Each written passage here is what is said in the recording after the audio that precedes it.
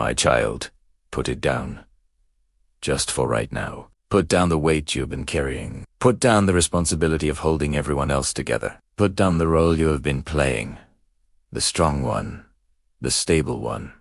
The one who never breaks. The one everyone leans on. The one who shows up even when you are running on empty. Just for this moment, put it down. Because I need to be something for you today that you have not allowed me to be in a very long time. I need to be your strength. Not your source of strength, for others your strength. For you. Today. Because, my child, I have been watching you carry everyone else. And I need you to know.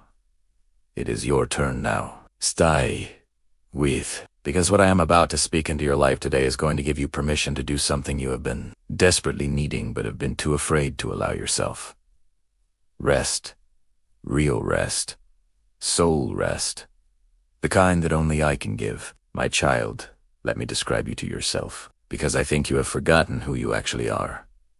Underneath all the roles you play, you are the person people call when things fall apart. You are the one who shows up, who stays, who holds things together when everything around you is unraveling. You are the one who listens for hours to other people's pain while quietly tucking your own pain further down so there is more room to hold theirs. You are the one who checks on everyone else and waits, sometimes in vain, to be checked on yourself. You are the one who says I'm fine so automatically that you have almost started to believe it yourself, even on the days when you are anything but fine. You are the one who carries the emotional weight of your family, your friendships, your relationships, often invisibly, often without acknowledgement, often without anyone even realizing the full weight of what you are holding. You are the strong one, and being the strong one is exhausting in a way that is almost impossible to explain to people who have never been it, because it is not just the weight itself that is exhausting. It is the loneliness of the weight. The fact that because you appear strong, people assume you are okay.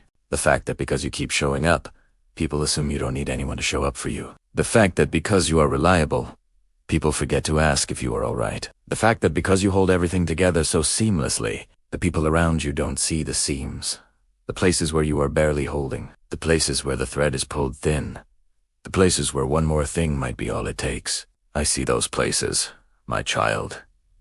I see every seam. I see every place where you are holding by a thread and smiling anyway. I see every moment you chose to be strong for someone else, when what you needed was for someone to be strong for you. I have been watching, and today, I am stepping in. My child, let me tell you something about how you became this person, because you were not born carrying everyone else. Something happened, or a series of things happened, that taught you that your needs came last. That being needed was safer than needing. That strength was the only version of yourself that was acceptable to show the world. Maybe it was your family growing up. Maybe you were the one who had to be mature before your time. The one who had to hold things together at home when the adults around you couldn't. The one who learned early that falling apart was a luxury you could not afford. Because if you fell apart, everything fell apart. Maybe it was relationships that taught you this lesson. Maybe you opened up once, showed your vulnerability, showed your need, showed the soft places inside you, and it was met with dismissal, or judgment, or people who used your openness against you. And you learned that being vulnerable was dangerous, that needing people led to disappointment, that it was safer to be the strong one than to be the one who needed strength. Maybe it was repeated experiences of being the only one who showed up. 12 de mayo de 2026.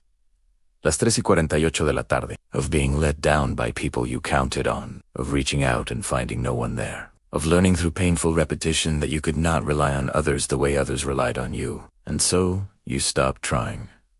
You stopped asking.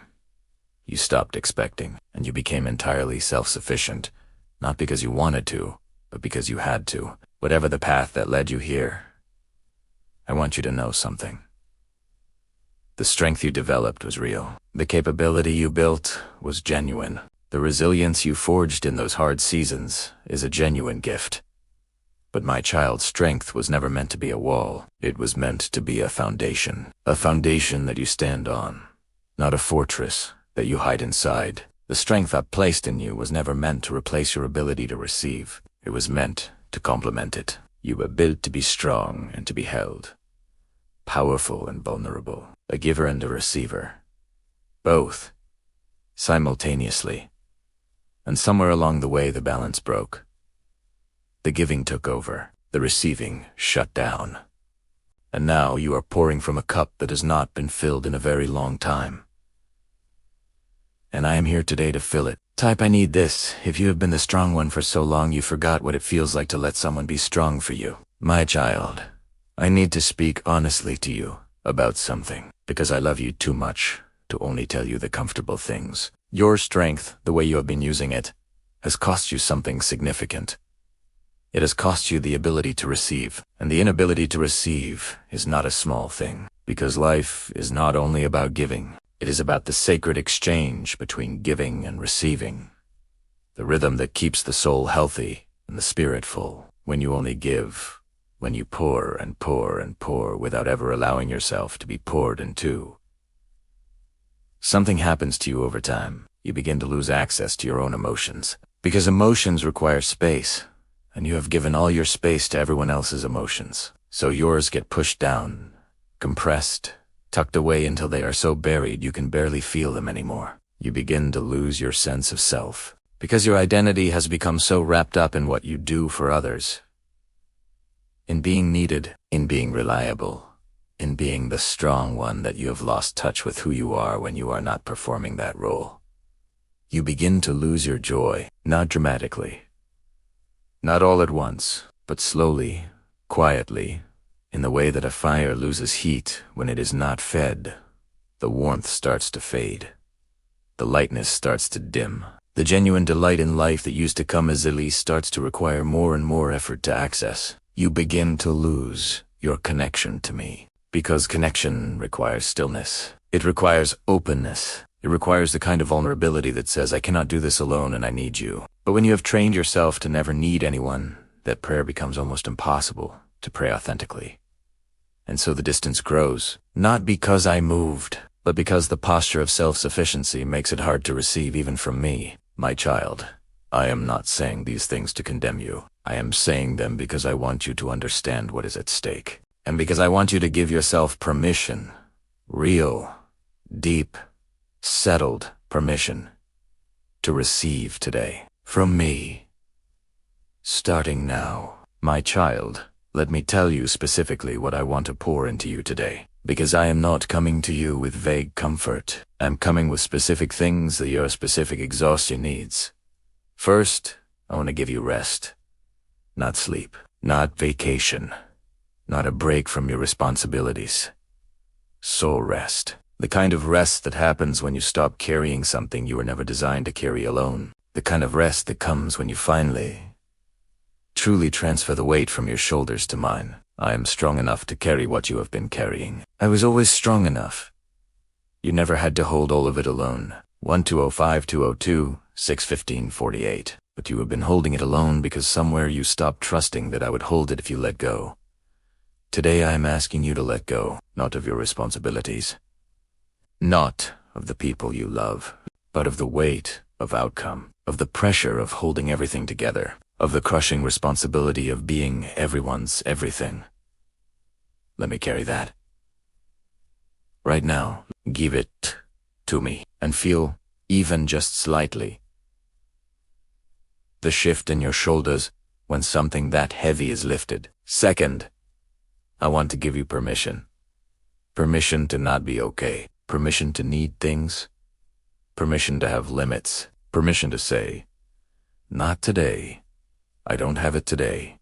I need help today. Permission to be human. Because somewhere in the process of becoming the strong one, you started to believe that having needs was weakness, that limits were failures, that needing help was letting people down. My child, having needs is not weakness.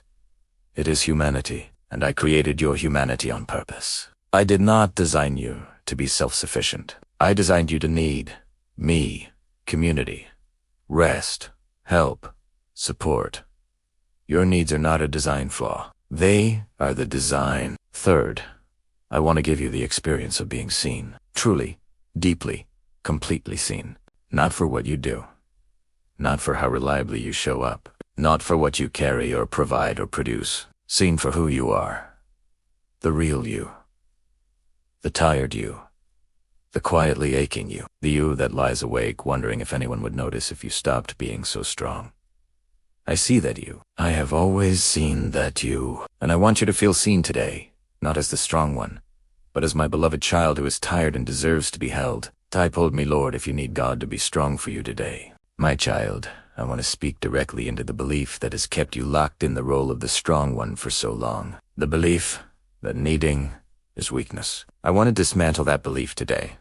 Completely. Permanently. Because it is one of the most damaging lies.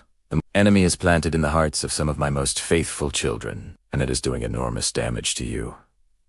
Needing is not weakness. Needing is not failure. Needing is not something to be ashamed of, or hidden, or overcome. Needing is the posture that makes receiving possible. And receiving is not weakness either. Receiving is wisdom.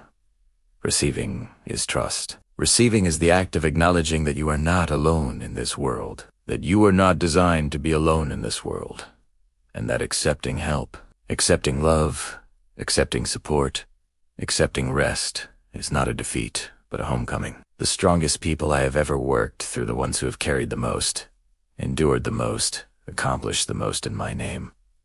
Were not the ones who needed nothing. They were the ones who knew how to receive. They were the ones who could be strong and vulnerable simultaneously. They were the ones who could carry great weight and also lay it down when I asked them to. They were the ones who gave freely and received gratefully. That balance, that holy rhythm of giving and receiving is what I want to restore in you today. Because you have so much more to give, so much more impact ahead of you, so many more people to touch, to hold, to carry through hard seasons. But you cannot give from empty. You cannot pour from a cup that has never been filled. You cannot be strength for others if you never allow me to be strength for you. My child, let me fill you today, so that everything you pour out tomorrow comes from overflow and not from depletion, so that your strength is sustainable, so that the giving never costs you yourself again. My child, let me be very specific right now. For today, just today, I am taking over. The worry you have been carrying about the person in your life who is struggling. Hi, Bajito. I love them more than you do. I see their situation more clearly than you do. I have a plan for them that your worry cannot improve, but your peace can actually help.